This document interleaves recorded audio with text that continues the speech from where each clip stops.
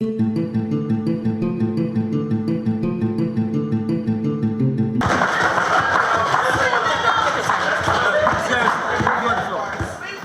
Speaker, I rise to congratulate my colleague, the Honorable Winston Jordan, presenting a budget that charts our government course in pursuit of a good life, all Guyanese. Before I go in, Mr. Speaker, to my budget presentation, allow me, please, sir, to respond. I want to say on record that there's no shame to befall the women on the government bench, but there were much shame that befall the women on the opposition bench. We, the women on this side of the House, we will not condone abuse. If the honorable member wants to look for the men who abuse women, he's on the right side of the House.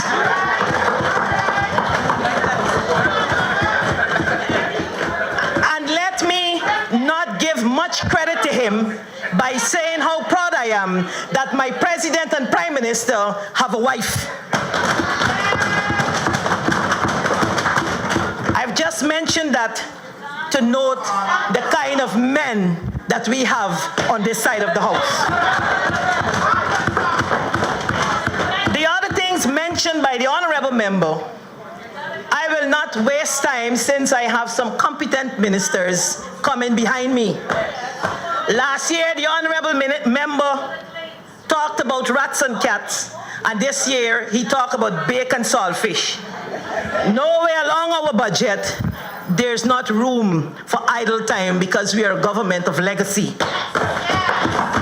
Mr. Speaker, by now this House is well aware that I have spent much of my working life in the mining sector. So I come to this honorable House with much knowledge of the thousands of ordinary Guyanese people in the mining sector.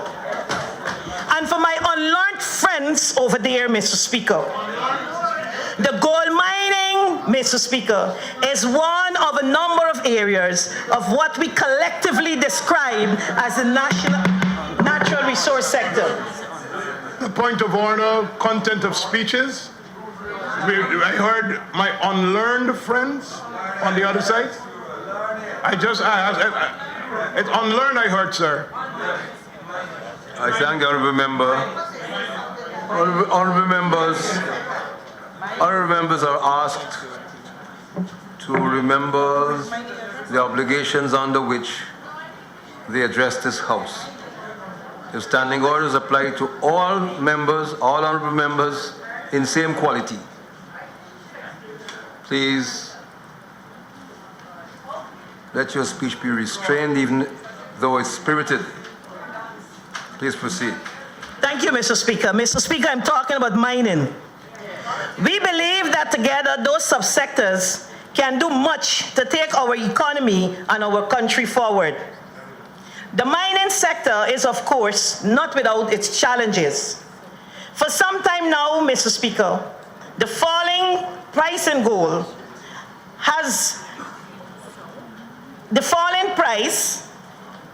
has been an issue in which the global gold mining community has had to contend. That is something that we in Guyana have simply had to live with. Of course, Mr. Speaker, these are things that we can and must change. We must work towards an improved environmental profile in the sector. We must also move and urgently, Mr. Speaker, to improve the safety record in the mining sector. More than that, Mr. Speaker, we have to ensure that the men and women who are employed in the natural resources sector as a whole are rewarded with better treatment. Then there is the environment on the whole, Mr. Speaker. Our natural resources are a God-given asset. They are linked to the environment in a manner that imposes upon us a particular responsibility to treat with those resources sensitively and sensibly. Unless we do so, Mr. Speaker, we will destroy ourselves in the quest to enrich ourselves. I have gone through the budget estimate, Mr. Speaker. All of the allocations pointed to an effort to raise the level of attention that this administration seeks to give the natural resources sector. It is my view, Mr. Speaker, that our subject minister of natural resources, the Honorable Raffle Trotman, has grasp of what is the needs to this sector and to correct the path. I have no doubt, too, that he is aware of the challenges lies ahead. Mr. Speaker, I will confine my remarks to some of the particular areas of importance of the sector. For me, Mr. Speaker, one of the real challenges in the natural resources sector lies in the changing of old habits. Even now, the pockets of poor administration, lack of attention to safety and health, and corrupt practices in the area of the sector continues to unfold. In some respect, Mr. Speaker, it is a situation which more you peel away the layers of decay, the more you discover. I say again, Mr. Speaker, that bringing a sense of order to the natural resources sector is one of the serious challenges of this APNU-AFC government. As the custodians of government, Mr. Speaker, we have a responsibility for the accountability of the natural resources sector. We need to turn around. Rolling back the tides of gold smuggling is a priority. It must be surely disturbing to this House as a whole, Mr. Speaker, that as a nation, we appear unable to benefit directly from more than half of the gold that we produce. That surely is unacceptable. We must retain our resources for the development of our country and our people. This administration must set its face against corruption and corrupt practices. We must close the loophole. We must ensure that we work towards redirecting that which we have been losing over time. What we must do as well, Mr. Speaker, is to continuously train our people, the people who serve the natural resource sector, so that the performance standard of the sector can be enhanced. In that regards, Mr. Speaker, it is good to see that there are generous allocations in this year's budget for training. Of course, Mr. Speaker, training alone cannot bring about the transformation that we seek. I strongly believe that we must provide the incentive and the encouragement that contribute to chartering of committed professionals. We have to and will find new and workable ways of fending off corruption. Yes. I have already made some passing comments on the natural resources sector and the environment. Mr. Speaker, what we need to be mindful of in all of the areas of the natural resources sector is an attitude that shows a lack of concern for the environment. We must begin by admitting, Mr. Speaker, that there are those companies and those individuals, operators, who only concern is with the profit that they can make from mining and logging. That, Mr. Speaker, has to change. A commitment to the environment is a commitment to the future of our country and to the well-being of the international community of which we are a part. In my opinion, Mr. Speaker, those who demonstrate a lack of concern for the environment ought not to feel entitled to the assets of this country's natural resources. Not far too long, Mr. Speaker, we have talked about the billions that the mining sector is worth without giving much thought to those thousands of small miners and workers who continue to struggle to make a living, often at a great risk in the industry. Mining, Mr. Speaker, can be difficult, frustrating, and dangerous work. And it is often not as rewarding as are sometimes led to believe. That has to change. Miners have to get their just rewards. Mr. Speaker, As was pointed out by the Honorable Minister Jordan, in spite of the 13.4% downturn in bauxite production and a 0.3% downturn in quarrying, the mining sector as a whole grew by 9%. It was gold with its 16.4% production increase that propped up the sector. What makes me particularly proud, Mr. Speaker, is that our own local miners, through their hard work in the face of many challenges, made their own important contribution to that production increase.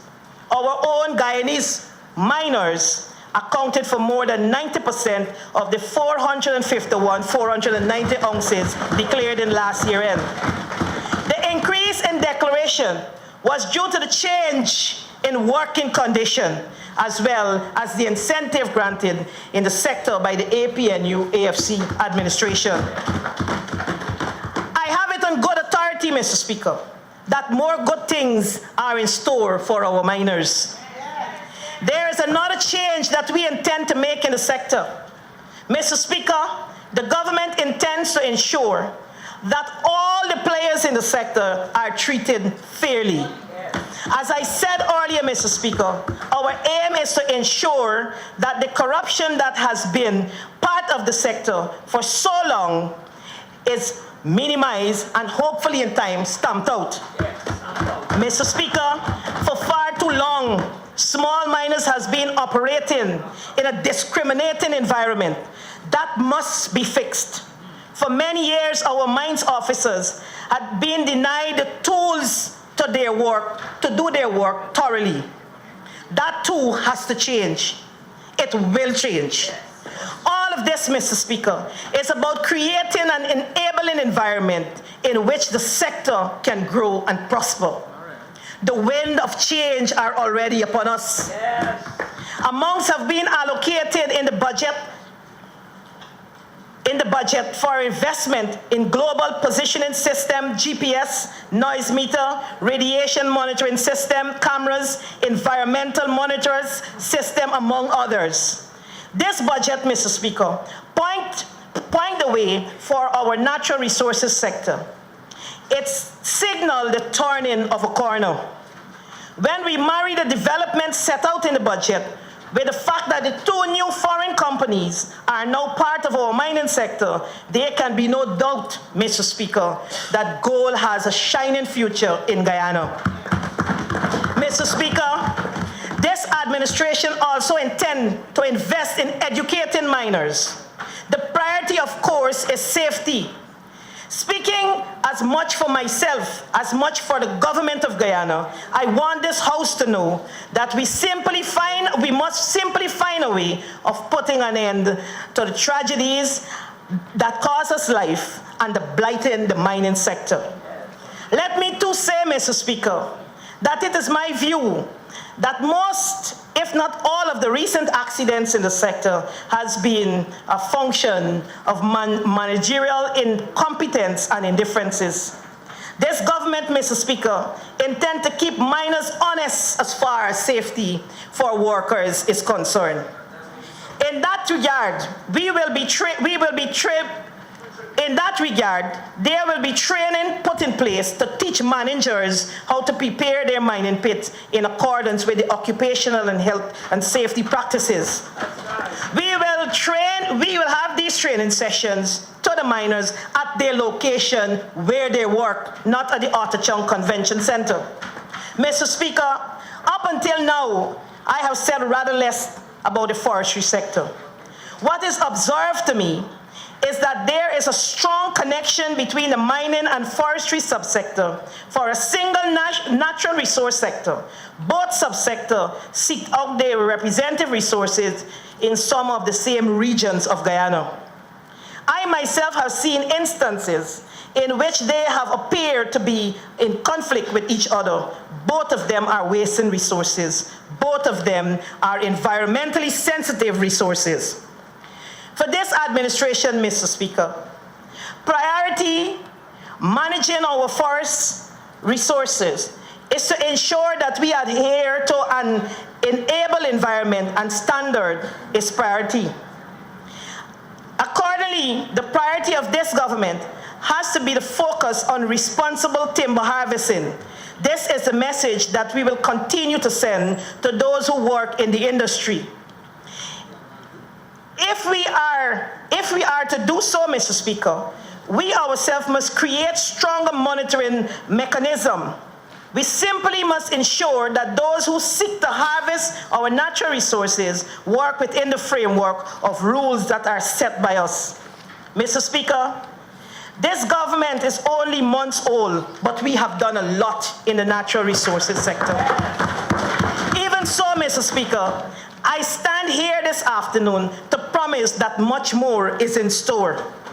Much more, I say, is in store, Mr. Speaker, because it is the intention of this administration to ensure that the natural resources sector work for the development of Guyanese people as a whole. It can no longer exist for the prosperity of a handful. Mr. Speaker, we, the Ministry of Natural Resources, is in the process of establishing a compliance division, which will task with ensuring that all the agencies and sectors under the ministry are compliant with the relevant regulation and policies. That is where the process of effective management has to start. Effective management, Mr. Speaker, cannot be built on a free-for-all foundation, where people simply do as they like, ignore the rules and regulation entirely, and simply proceed as though everything is normal. Much of that has been happening in the natural resource sector. The position of this administration is that all of this has to change. To return specifically to the compliance division, Mr. Speaker, this division will be staffed with skilled personnel. They will be directly responsible for ensuring that the operatives in the sector under the Ministry of Natural Resources are in compliance with the law. That, Mr. Speaker, is a promise.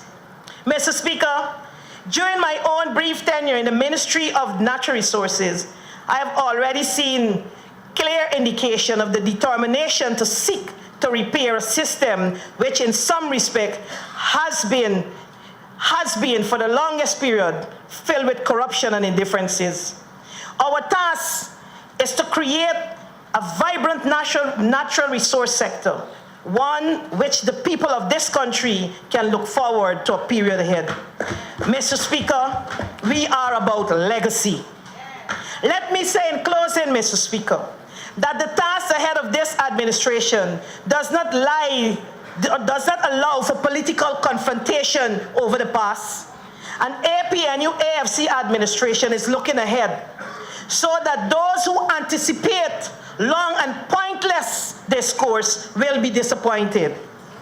We shall, of course, be accommodating of constructive discourse, and it is my personal wish that such discourse start right here in this House during the course of this budget debate. Mr. Speaker, I thank you. I thank the people of the House for this opportunity, and I thank God.